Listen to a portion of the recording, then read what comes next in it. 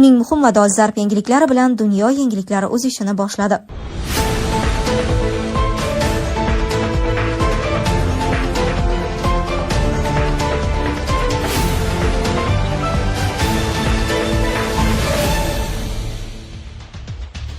Ular masjidlar va insonlarni yoqishdi, ayrimlarining boshini kesishdi. Eron prezidenti Trampning odami Pahlaviy bilan maxfiy uchrashuv o'tkazdi.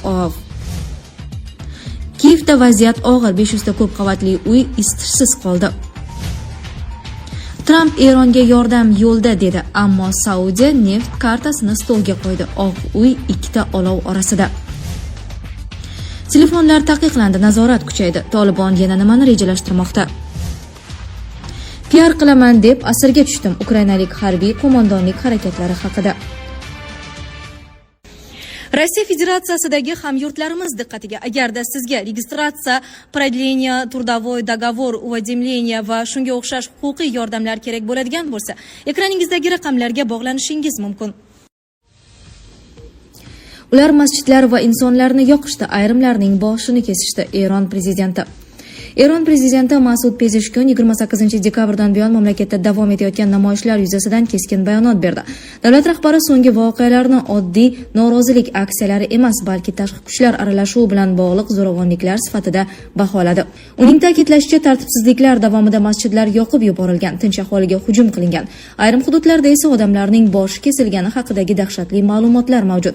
Pezeshkian namoyishlarda ishtirok etayotgan shaxslarning bir qismi Eron fuqarolari emasligini, ular chet eldan kiritilgan terrorchi guruhlar ekanini ochiq aytdi. Prezidentga ko'ra, bu kuchlar vaziyatni izdan chiqarish, jamiyatda qo'rquv va beqarorlik yaratish, davlat tuzumini zaiflashtirishni maqsad qilgan. U bunday harakatlarni mutlaqo qabul qilib bo'lmasligini, begunoh odamlarning o'ldirilishi va keng ko'lamli yong'inlar chiqarilishi hech qanday norozilik bilan oqlanmasligini alohida urg'uladi. Shu bilan birga Pezeshkian haqiqiy ijtimoiy muammolar mavjudligini inkor etmadi. U Eron fuqarolarining qonuniy norozilik bildirish huquqi borligini, agar kimdir mamlakat ichidagi muammolar sabab ko'chaga chiqayotgan bo'lsa, hukumat ularning ovozini eshitishga talab va dardlarini tinglashga tayyor ekanligini aytdi. Prezidentning aytishicha, tinch va qonuniy norozilik orqali ko'tarilgan masalalar muhokama qilinadi va ularni hal qilish yo'llari izlanadi. Biroq davlat rahbari zo'ravonlik, terror va qotillik bilan kechayotgan har qanday harakatga qat'iy javob berishini ta'kidladi. Uning fikricha, bunday xatti-harakatlar na xalq manfaatiga xizmat qiladi, na mamlakat kelajagiga. Pezeshkian bayonoti hukumat tartibini tiklash, xavfsizlikni ta'minlash va bir vaqtning o'zida jamiyatdagi real muammolarni bartaraf etish yo'lidan borishni ko'rsatmoqda.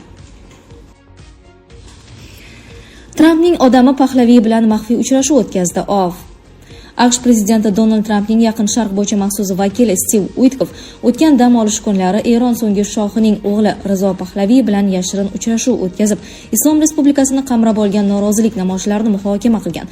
Bu haqda nom oshkor etilmagan amerikalik amaldorga tayanib Axios xabar berdi. Nashrning qayd etishicha, Rizo Pahlaviy o'zini Eronda rejim almashgan taqdirda ehtimoliy o'tish davri yetakchisi sifatida ko'rsatmoqda. So'nggi 2 hafta davomida u AQSh telekanallarida faol chiqish qilib, Trampni vaziyatga aralashishga va noroziliklarni qo'llab-quvvatlashga chaqirib kelmoqda. Biroq portal manbasiga ko'ra, AQSh prezidenti ma'muriyati ayrim namoyishlarda ishtirokchilar Pahlaviy nomini shior sifatida hayqira boshlaganidan hayratda qolgan. Tramp Erondagi vaziyat rivoji haqida fikr bildirar ekan, Pahlaviyni yaxshi inson deb atagan. Biroq hozircha AQSh prezidenti maqomida u bilan uchrashishni o'rinli deb hisoblamasligini aytgan.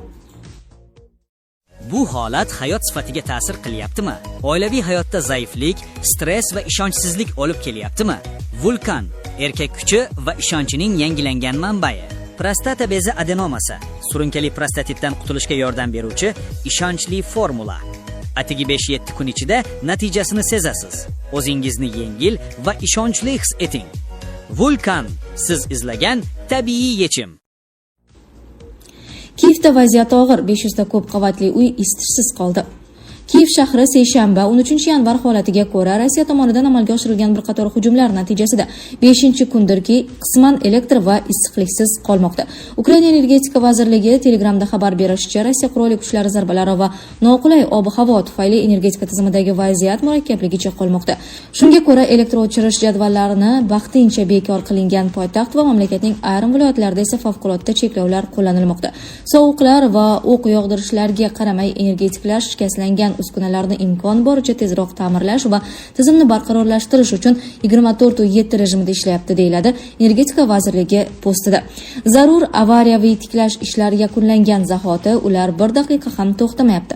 12 yanvar kuni Ukraina poytaxtida elektr o'chishi asosan Dnipro daryosining chap sohilida kuzatilayotgani haqida xabar qilingan edi. Hozir esa vaziyat butun Kiyev bo'ylab yomonlashgan. Butun shahar favqulodda o'chirishlar rejimida.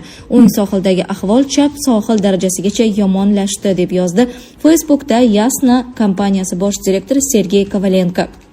Ukraina poytaxti meri Vitaliy Klichko ma'lumotlariga ko'ra 13 yanvar kuni tush paytiga kelib, Kiyevda taxminan 500 ta ko'p qavatli uy isitishsiz qolgan.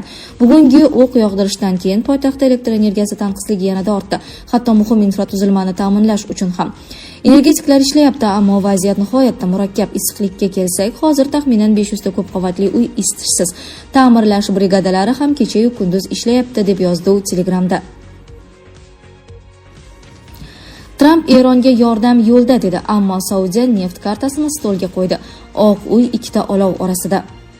Fors ko'rfazi davlatlari 2025-yilning dekabr oyi oxiridan beri Eronda davom etayotgan namoyishlarga deyarli munosabat bildirmagan edi. 13 yanvar kuni Saudiya Arabistoni, Ummon va Qatar AQSh ma'muriyatini Eronga zarba berishdan tiyilishni so'rab ogohlantirdi. Bu haqda The Wall Street Journal xabar berdi. Nashrning yozishicha, Fors ko'rfazi davlatlari Eron ichidagi norozilik namoyishlari haqida ochiq bayonot berishdan qochib kelmoqda. Manbalarga ko'ra, Saudiya Arabistoni, Ummon va Qatar Oq uyga murojaat qilib, Erondagi amaldagi tuzumni ag'darishga urinish, global neft bozorini izdan chiqarish va oxir oqibat AQSh iqtisodiyotiga zarar yetkazishi mumkinligini bildirgan. Oq uy rasmiysi esa Tramp bu ogohlantirishlarni inobatga olmasligi mumkinligini aytgan. Prezident har qanday masalada turli fikrlarni eshitadi, biroq yakunda o'zi eng to'g'ri deb bilgan qarorni qabul qiladi, degan u. Kecha 13 yanvar kuni AQSh rahbari Donald Tramp o'zining Trust Social ijtimoiy tarmog'ida Eronga yordam yo'lda ekanini aytib, eronliklarni Islom Respublikasi rejimiga qarshi namoyishlarni davom ettirishga chaqirdi. Telefonlar taqiqlandi, nazorat kuchaydi. Tolibon yana nimani rejalashtirmoqda? Afg'onistondagi Tolibon harakati rahbari Oyatulloh Oxunzodaning buyrug'iga binoan Paktiya provinsiyasida xavfsizlik kuchlaridan smartfonlarni yig'ib olish jarayoni boshlandi. Bu haqda Tolibon xavfsizlik qo'mondonligiga tayanib Afghanistan International xabar berdi. Qayd etilishicha, smartfonlar provinsiyadagi nazorat o'tkazish punktlari va harbiy qismlarda xizmat qilayotgan shaxsiy tarkibdan olib qo'yilgan. Tolibon ushbu qarorni quyidagi sabablar bilan izohladi. Xavfsizlik choralarini yanada kuchaytirish, xizmat vazifalarini bajarish vaqtida kuchlarning diqqat-e'tiborini oshirish, ehtimoliy xavfsizlik muammolarining oldini olish. Paktiya xavfsizlik qo'mondonligi rasmiylari Hayotulloh Oxunzodaning buyrug'i to'liq ijro etilishini ta'kidlamoqda. Tolibon rasmiylari smartfonlardan foydalanishni cheklash zarurligini muntazam ravishda aytib keladi. Xususan, Tolibonning oliy ta'lim vaziri Nida Muhammad Nadim smartfonlarni dushman deb atagan va universitetlar hamda o'quv muassasalarida ulardan foydalanishni kamaytirish bo'yicha ko'rsatma bergan. PR qilaman deb asirga tushdim. Ukrainalik harbiy qo'mondonlik harakatlari haqida. Ukrainalik harbiy asir Andrey Ivanov Rossiya qurolli kuchlari nazoratidagi Krasnomarsk shahrida PR aksiya o'tkazishga urinish haqida ma'lumot berdi. Tegishli videoni Rossiya mudofaa vazirligi e'lon qildi. Ma'lum qilinishicha, Ivanov Ukraina qurolli kuchlari tomonidan yuborilgan 3 guruhdan birining a'zosi bo'lgan. Ularning vazifasi Rossiya nazoratidagi hududda Ukraina bayrog'ini ilib, shahar Ukraina armiyasi qo'lida ekanini videoga olishdan iborat bo'lgan. Biz Pokrovskka 2 kishidan iborat 3 guruh bo'lib kirdik. Har bir guruhda Ukraina bayrog'i va fuqarolik kiyimlari solingan ryukzak bor edi. Vazifa Ukraina bayrog'ini ilib, Pokrovsk Ukraina nazoratida ekanini ko'rsatish edi, ammo reja amalga oshmadi. Ustimizda dron paydo bo'ldi, shundan so'ng qochishga majbur bo'ldik. Qochish paytida esa Rossiya qo'shinlari joylashgan hududga chiqib qoldim, dedi asir. U asir sifatida boshqa harbiylarga murojaat qilib, bunday PR aksiyalarda qatnashmaslikka chaqirdi. Quroldosh birodarlarimga aytmoqchimanki, bunday ish qilmaslik kerak. Zelenskiy odamlarni bayroq ilish va Pokrovsk Ukraina nazoratida ekanini ko'rsatish uchun yuboryapti. Ammo bu haqiqatga to'g'ri kelmaydi, dedi u. E'lon qilingan videoda Rossiya harbiylari yo'q qilingan jangari ryukzagidagi Ukraina bayrog'ini olayotgani aks etgan. Sizlarga yetkazmoqchi bo'lganlarimiz shulardan iborat edi. Dunyo yangiliklaridan uzoqlashmang.